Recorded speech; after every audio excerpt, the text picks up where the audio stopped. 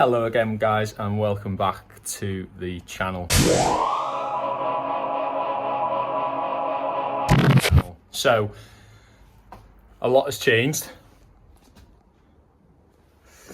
this week, and yeah, here's some footage of us unloading it.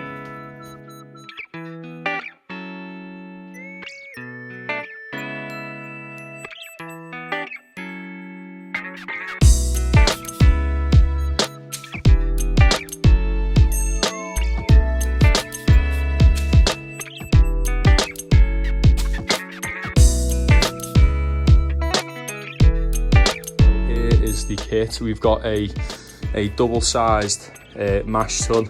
Obviously it's come from the wonderful Talking Tides brewing company. Obviously we've got a false bottom there, and some other things I'll have a look around in a second.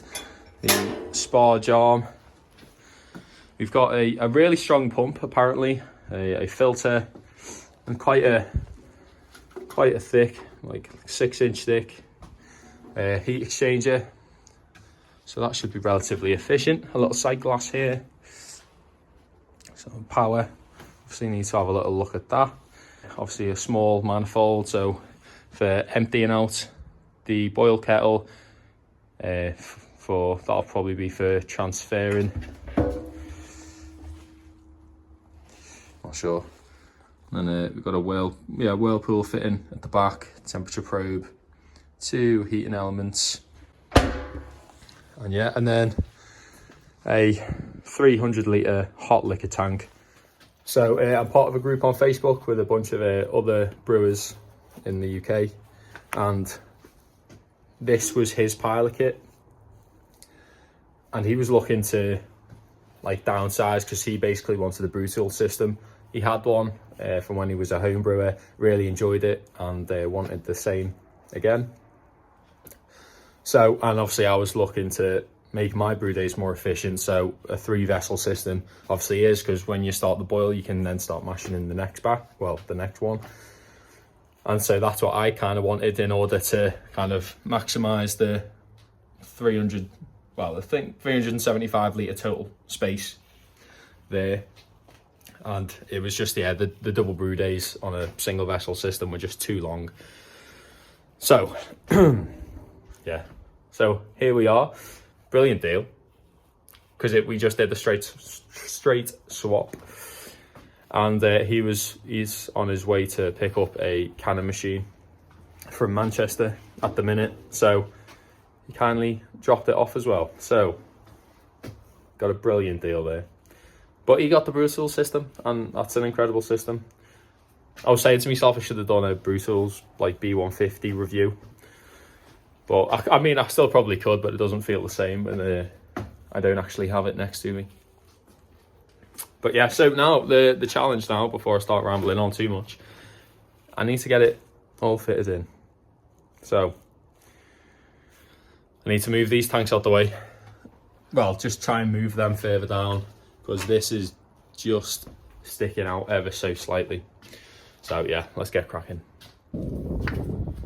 So the first unofficial job of the hot liquor tank is to be a phone rest. Who knew? Multifunctional equipment. That's what it's all about. I really should be doing this with at least 2 people. But I'm kind of hoping if I can just kind of lean it, shuffle it slightly. Hopefully, I'm scared of scratching it.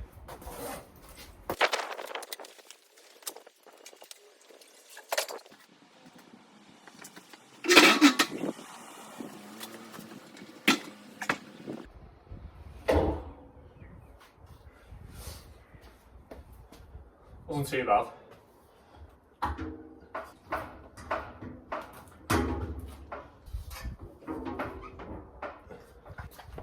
Needs a little bit more, I think.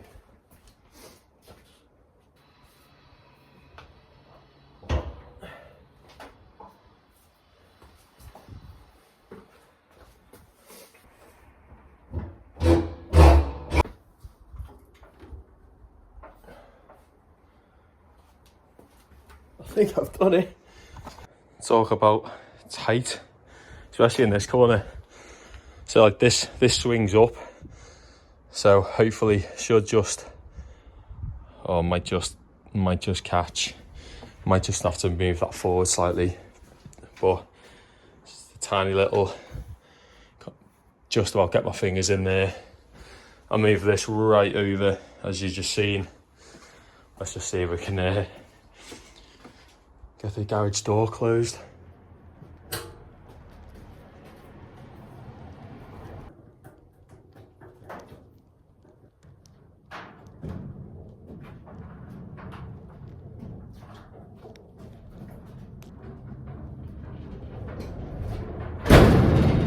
Success.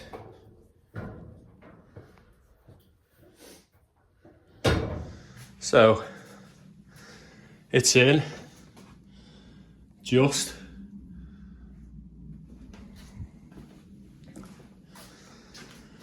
cutting it very close. I think this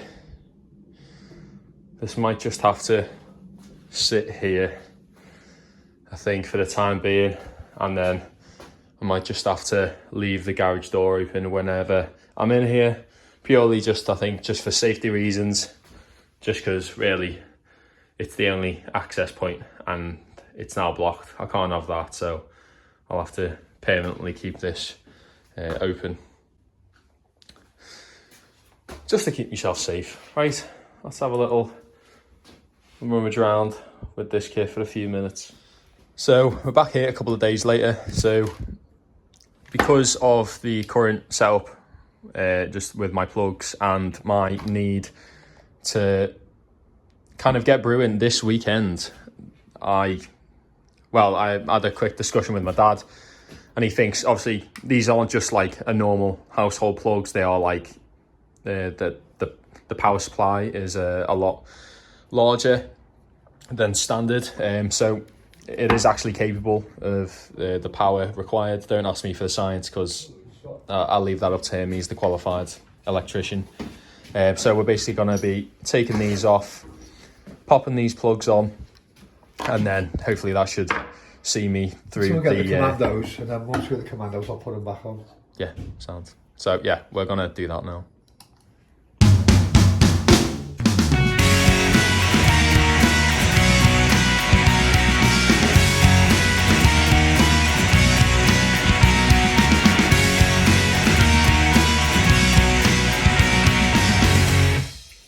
So we've got the 4 plugs done now.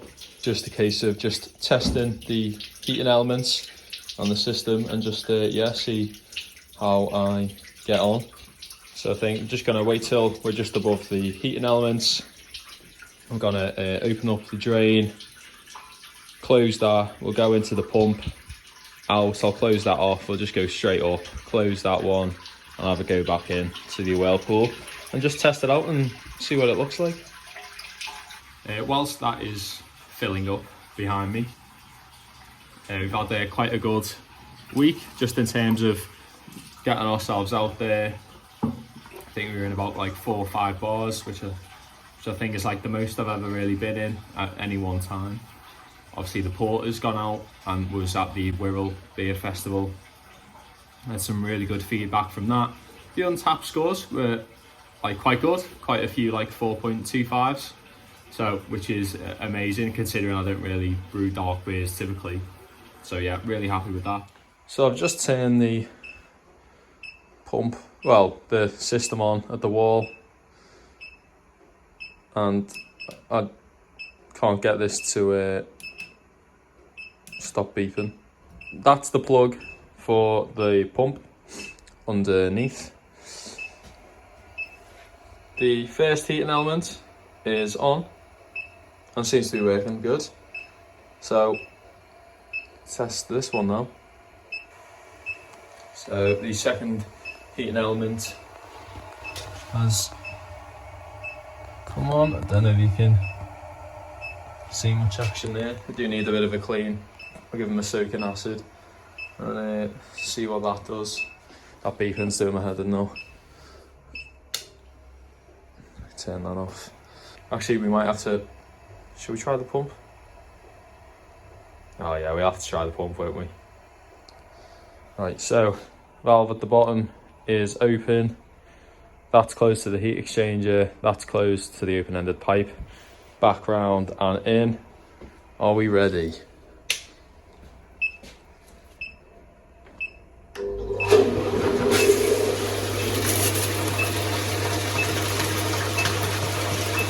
Very nice. Some dirty water in there.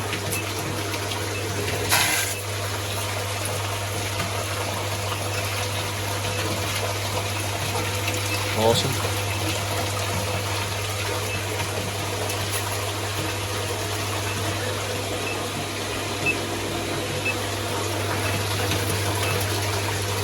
That's a good pump. So I've emptied the water out of there now, just off the drain there, and thrown it into the hot liquor tank, and I'm just testing these now. So that element came on. I've only just plugged this one in. Yeah, I can kind of see bubbles forming.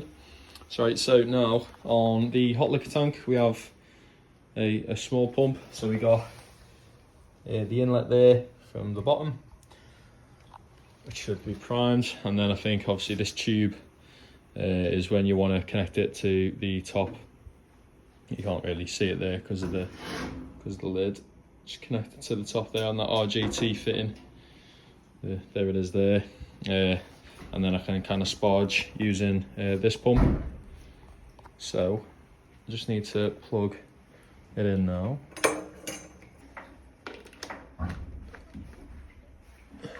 Right, okay, just double check. Okay, so it'll come not up there, through there, and then go down. Right, okay, let's see what happens.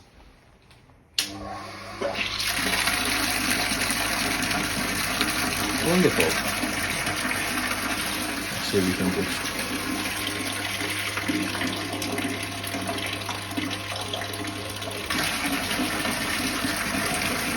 Very nice.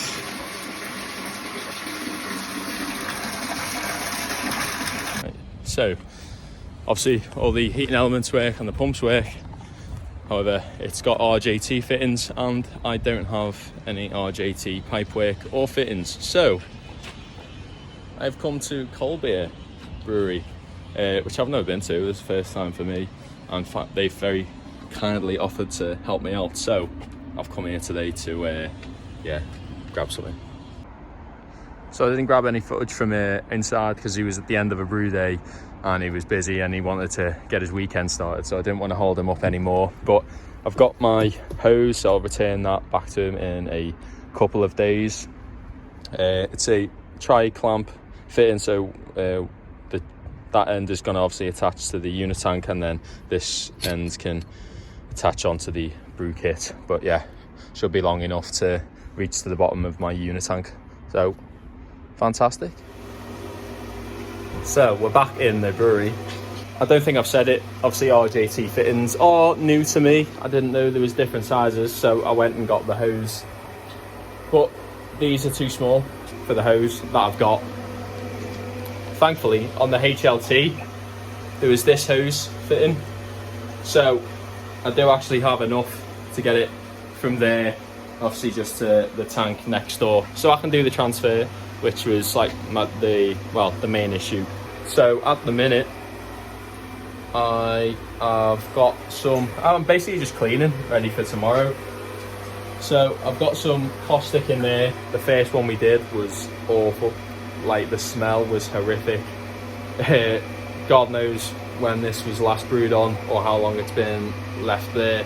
I left it recirculating for a good, like, I don't know, half an hour. Give it a good flush. Yeah, decided it was probably best to send some water through it, which I did until it ran clear, and I'm throwing more caustic through it now. It has remained, oh no, it is getting slightly darker over time, so God knows how much rubbish. See, with heat exchangers like this one, I'll get you the other side to get the natural light in. So like they can't be stripped apart, so you can't open them up and clean them properly. So I'm just gonna have to try my best with what I can do. So he said it was a 1 barrel system. So the water down there is 45 litres, and kind of based on the height of the tank, and we're looking at up to like that mark, the shaded mark that you can see. That's going to be around the, like, I think it was just like 220 litres, I think. Way more than what I thought.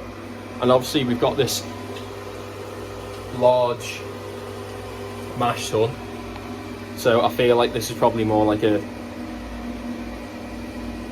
1.5 barrel system, really, because I definitely feel like with the Brewtools system you can get like 35 kilos in, and I feel like you could very, very comfortably get 2 bags of grain in here, which is 50 kilos. I'm not sure what that is in pounds. For I'll Google it and put it somewhere. Yeah, so it's a hell of a lot. With that in mind, so because that can handle so much grain and kind of so much water, I'm going to try the high gravity brewing method again. So I feel like if I can get 250 litres in there, and it's like 300 litre usable volume, I'm only really looking at like a 20% extra strength, which I think the gravity that I'm aiming for tomorrow is like 1042, 1043. So obviously just 20% more of that, it's only like an extra 8 points. So it's only like a 1050 we'd need to do, and obviously in an oversized mash tun. The 150 litre batch, we were looking at like 27 kilos of grain, so double that. We feel like definitely feel like that's gonna work. Maybe. Obviously a new kit, and this is actually a new recipe, so the third new recipe, well, I say third new recipe, other than like the Sunbeer Pale, the porter which we did last time, which obviously went down a real treat, and so we definitely will be making it again. But yeah, it's just, I'm so excited for tomorrow, so excited. It's gonna be good fun. I've got Andy giving us a hand as well tomorrow. I think Andy's going to be helping me quite a bit more in the brewery. I think you might have seen him in one of the, I think the Porter brew day. He was helping me then. He's going to be helping me on this brew day.